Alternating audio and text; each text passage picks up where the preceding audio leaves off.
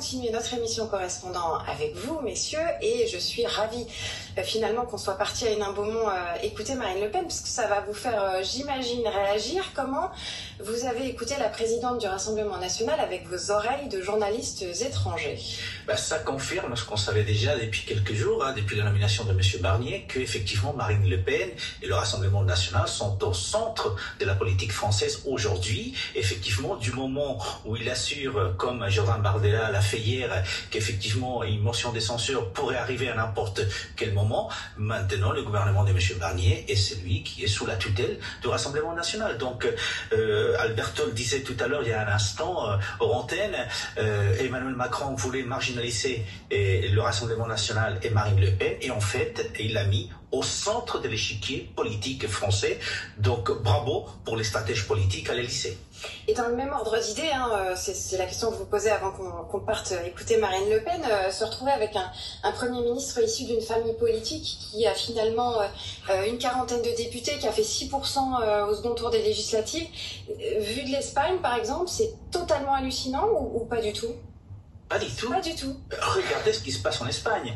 Qui gouverne? C'est un gouvernement, un parti socialiste qui est arrivé 12e, en coalition avec celui qui est arrivé 4e, et soutenu par des indépendantistes catalans, des droites et des gauches, des indépendantistes basques, des droites et des gauches, des indépendantistes galiciens, des gauches. Donc non, en Espagne, c'est normal, entre guillemets. Par contre, ce qui est anormal, effectivement, c'est que ce gouvernement soit dépendant d'une force politique étrangère au gouvernement. Dans ce cas précis, on parlait du rôle du Rassemblement national. En Espagne, le gouvernement Sanchez tient en 1,71%, qui sont les votes qui ont été obtenus par les indépendantistes catalans de M. Puigdemont. C'est eux qui décident si ce gouvernement continue ou pas. 1,71% des votes. Si je vous suis, Alberto, ça veut dire que Marine Le Pen n'a pas forcément intérêt à censurer ce gouvernement tout de suite. Elle a plus de pouvoir, finalement, comme ça, qu'avec un autre gouvernement. Elle a plus de pouvoir que quelqu'un d'autre aujourd'hui au niveau de l'Assemblée nationale pour deux raisons. La première chose, c'est qu'on a vu quel était son pouvoir lors du vote de la loi immigration. Le fait que le Rassemblement national s'est abstenu a permis justement que cette loi soit adoptée, et on a vu très bien derrière que Marine Le Pen a réclamé quand même une partie des avancées pour elle que cette loi a introduit en France au niveau du contrôle de l'immigration. Aujourd'hui, la grosse difficulté effectivement de Michel Barnier, c'est que il doit proposer des postes de ministres en CDD pour des personnes qui doivent s'engager au maximum à 10 mois, puisqu'ils savent que dans un an ou plus tard, il va y avoir des nouveaux des élections. Comme il est un grand négociateur, peut-être qu'il va être capable d'aller dégoter un candidat de cette gauche socialiste qui est en désaccord avec le premier secrétaire socialiste, effectivement, puisqu'il y en a un certain nombre à l'intérieur du PS qui aurait vu effectivement M. Cazeneuve peut-être en tant que Premier ministre, mais la réalité est que ça va être forcément un gouvernement rétréci, peut-être effectivement une quinzaine des membres, parce que ce sont des CDD à très court terme, et on sait qu'aujourd'hui, M. Édouard Philippe a été reçu, il n'ira pas dans un gouvernement tout simplement parce qu'il est candidat déjà au présidentiel, comme il a indiqué, mais c'est vrai que ce qui reste à faire, c'est combien des membres de l'ancien gouvernement ou de la majorité, ex-majorité présidentielle vont rester dans le gouvernement de M. Barnier, puisque vous l'avez rappelé, effectivement, les Républicains, ils n'ont que 47 députés à l'Assemblée nationale. Parfaitement inédit sous la Ve République, à tel point qu'on s'aperçoit qu'il y a des points que la Constitution n'a même pas prévus. Et quelle image ça renvoie des Français, de la France, Juan Rosé, des Gaulois qui font n'importe quoi, des punks, un pays avec un président qui joue à la roulette russe? Alors, c'est un président qui... Ou en Espagne, c'est finalement des péripéties qui ressemblent à quelque chose de normal. Enfin, pas normal, c'est-à-dire que vu ce que nous avons de la France, c'est vrai, c'est peut-être un président qui joue à la roulette russe. Ça, d'accord, je pense qu'on le pense assez souvent et pratiquement tous en dehors des frontières françaises. Par la suite, c'est vrai que Emmanuel Macron a devant lui une année assez compliquée. Je ne parle pas des 3 années assez compliquées, on verra ce qui se passe après les prochaines élections. Mais en tout cas, ce qui attend à M. Barnier et à ce nouveau gouvernement reste compliqué. Il n'y a pas d'immobilisme dans le gouvernement, certainement, mais il a les poings et les mains liés. Ça, c'est une réalité aussi. Donc, il va prendre des mesures, M. Barnier, qui sont, entre guillemets, populaires. Je pense qu'il va y avoir une petite réforme de retraite, parce que ça, une certaine partie de la gauche peut s'abstenir à un moment donné, effectivement. Et donc, cette réforme pourrait avancer. Il ne va pas y avoir annulation de la réforme telle qu'elle a été votée par les passés. Mais en tout cas, M. Barnier a devant lui, même si c'est un expert négociateur après le Brexit, il a devant lui quelque chose de très compliqué. Le seul avantage qu'il a, c'est qu'il ne prétend pas, au moins pour l'instant, être candidat à la présidentielle, à une future présidentielle. Et je dis pour l'instant, puisqu'on sait que la réussite de M. Barnier, qui avait été à un moment donné la réussite d'un ancien Premier ministre qui s'est présenté par la suite face à son grand collègue M. Chirac, fait qu'il pourrait y avoir d'autres ambitions derrière. Mais pour l'instant, c'est vrai que M. Barnier, son premier atout, c'est qu'il n'a pas d'ambition présidentielle. Et ça, c'est important. Et puis, il y a le Brexit, il y a son expérience en Europe, et ça peut apporter quand même de la crédibilité à un gouvernement français qu'on en a besoin depuis 2 mois. Juan Rosé, est-ce que pour LR, c'est pas un peu qui tout double?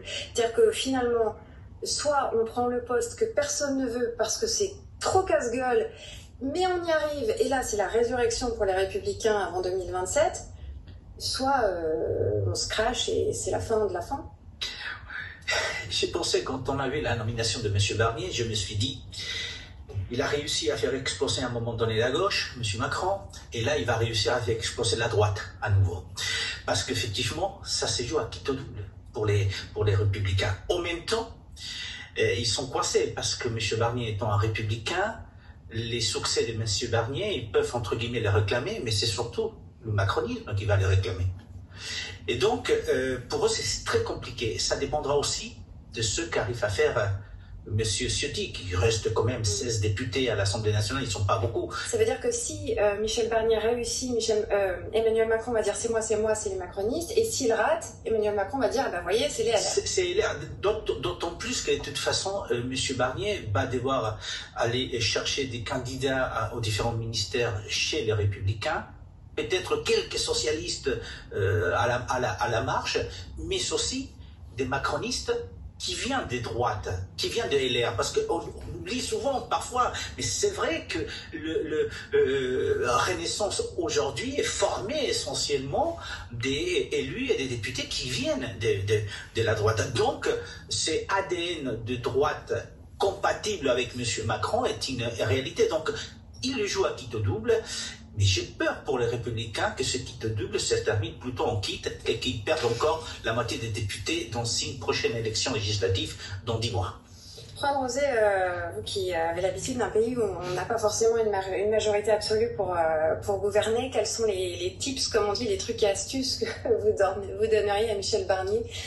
D'abord pour choisir ses ministres, parce que ce sont les ministres qui vont présenter les lois à l'Assemblée, donc peut-être aussi que le choix des personnes est important. Le choix des personnes est important, même si ce choix va être limité, comme je vous disais, par rapport au CDD qu'il propose aux différents ministres. Après, il faut de la patience. Il y a toujours des gens qui sont volontaires pour être ministre, quand même. Ça se refuse pas. Oui, dis-moi, parce qu'on peut se construire une carrière derrière, mais quand on doit se construire une carrière derrière, c'est qu'on ne l'a pas encore, et donc ou alors on a très confiance en soi et on se dit je vais être brillant et ça va marcher. C'est compliqué. Mais la situation actuelle montre quand même, ce qu'on a vécu dans ces derniers mois, montre quand même 2 choses. La première, c'est que ce sont les limites de la Ve République telle qu'on la connaissait jusqu'aujourd'hui. Vous l'avez indiqué, il y a parfois des choses qui n'ont pas été prévues par la Constitution. Et donc cette situation montre quelles sont les limites de la Ve République. Et donc il va falloir passer dans quelques mois, dans quelques années, effectivement à revoir cette Ve République. Après, c'est vrai que Michel Barnier a quand même un grand travail devant lui, pour la France, mais surtout ce qui m'inquiète suite à la manifestation d'hier, par exemple, c'est que quand vous entendiez les manifestants, ils parlaient de trahison démocratique, trahison des lois, trahison de l'esprit de la loi, de la République, etc. Quand vous parlez avec des électeurs qui ont voté plutôt Renaissance ou qui ont voté les Républicains, ils ne parlent pas des trahisons, mais ils reconnaissent parfois qu'on a tordu l'esprit de la loi, l'esprit de la République, l'esprit de la démocratie. Et c'est ça qui est dommage, c'est que cette situation aujourd'hui laisse un goût amer dans la population population française. Et je finis avec ça. Il y avait une pancarte hier dans la manifestation de quelqu'un qui disait « Je vends ma carte électorale, elle a été utilisée, mais elle n'a servi à rien ». Donc, cette idée que le fait d'aller voter, ça ne sert à rien, petit à petit cale dans la population française. Et ça serait dommage et très douloureux pour la République.